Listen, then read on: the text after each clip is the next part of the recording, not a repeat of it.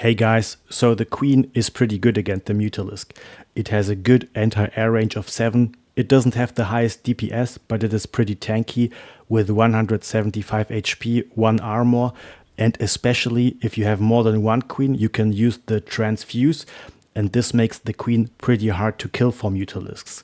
So the Queen as a unit would probably be an S tier counter to the Muta, but it has one disadvantage, and that is it can't be mass produced from larva. So if you spot the enemy Spire or the enemy Mutalisk attack, you can't just select all your larvae and make queens. You still have to produce them one by one from your hatcheries. And this means that if you are attacked by Mutalisks, you might just end up with 2 little queens to defend the Mutalisks. So overall, I would put the queen in A tier.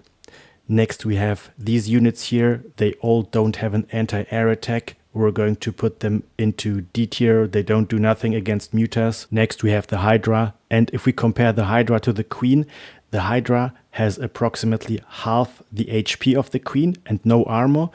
But on the other hand, the Hydra has a much better attack. So the Hydra has approximately double the DPS of the Queen. And it has also a similar range of 6. So I think the Hydra essentially is just as strong as the Queen when countering Mutalisks. But of course the Hydra has the advantage that it is able to be mass produced from larva. So when you spot the enemy Spire, it's usually no problem to select your larva and make a bunch of Hydralisks. And on equal supply or equal cost, the Hydralisk gets a very nice win against the Mutalisk.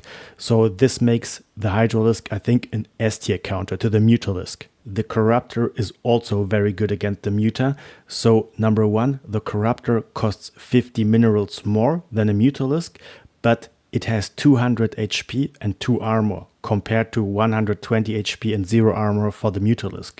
So the Corruptor is very tanky against the Mutalisk. It's very hard for a bunch of Muta to kill the Corruptor. And I mean, the Corruptor has a bonus damage against Massive, which the Mutalisk is not. So it doesn't have the highest damage output against the Mutalisk. But just because it is so tanky, it is very easy to kill Mutalisks with a Corruptor. Also, the Corruptor, of course, is a flying unit. It's a bit slower than the Mutalisk, but it's very potent at killing Mutalisks. It is an S tier counter. Next, we have the Infestor. And number 1, the Neural Parasite is pretty useless, I would say. It should only be used on high value targets, which the Mutalisk is not really. It's a waste to use it. Number 2, the Fungal Growth is okay. So the Fungal Growth deals 25 damage, so you're usually not going to be able to get a kill on a Mutalisk. The damage is just too low, but it slows the Mutalisks down, and this is going to make it easier for your other units like Hydras or Corruptors to hunt down the Mutalisk and kill them. That's useful because the Mutalisk is a very fast unit, so Fungal Growth is okay. And the third spell, Microbial Shroud, I mean, it is a rarely ever used spell. I think it's probably underused and under-researched, and it reduces the damage of the Mutalisk against ground units by 50%. So, I mean, this can be maybe really powerful. So if you use Hydralisks to defend against mutas and you put them under the Microbial Shroud, they're going to get 50% less damage. So I think that sounds pretty good. I mean, yeah, it's an underused spell, so I think the Infestor is not super strong, but it has some nice utility. I would put it into B tier. And next you have these units here. So the Lurker, of course, doesn't have anti-air, D tier. Swarmhost, D tier. And the Overseer, we also don't need him. The Muta is not invisible. It's also D tier. The Viper. So number 1, Abduct is useless, I would say. It's a spell that should be only used on high value targets. The Mutalisk is not high value, it's useless. The Blinding Cloud, also it's useless because it only affects ground units.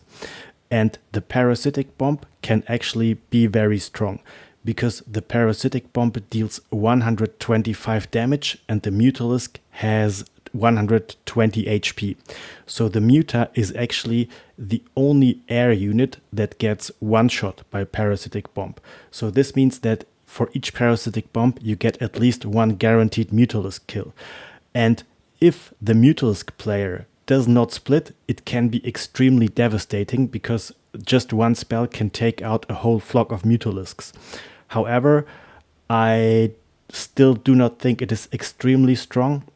And reason number one is because, of course, you can micro against the parasitic bomb. You can just split and then you will one Mutalisk. That's not really a hard loss. And number two, the Viper just comes into the game sometimes a little bit too late to counter Mutalisks. So the Viper needs a hive, and parasitic bomb requires 125 energy, and the Viper starts with 50 energy. So before you can use the spell, you have to suck energy out of one of your buildings to get 125 energy. So I think the Viper can be extremely strong, but number one, it relies on your enemy not splitting, and number two, it just comes a little bit too late into the game because it takes a hive and you have to charge up energy. So overall, I think I would put the Viper into B tier. And then we have these units here. The Broodlord doesn't have an anti-air attack. It's an easy D tier. Ultralisk also is an easy D tier. And we have the Spore, and the Spore is very strong against the Mutalisk. And the reason number one is the Spore has a bonus damage to biological targets. So the Spore in the current patch deals 20 damage plus 10 to biological. So the Spore deals 30 damage per shot to Mutalisks. And of course, the Spore is cheap, 125 minerals, has a good range of 7. It outranges the Mutalisk, which has a range of 3. And the Spore has a short build time. It just takes 21 seconds to build.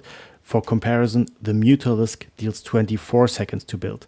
So because of the short build time and because of the bonus damage to biological, the Spore is an S tier counter. So if you play versus Zerg and you see the Spire, just make a couple of Spores in your base and you're really safe against the Mutalisk harass. And then we have the Spinecrawler. That's of course useless. Alright dudes, thanks for watching.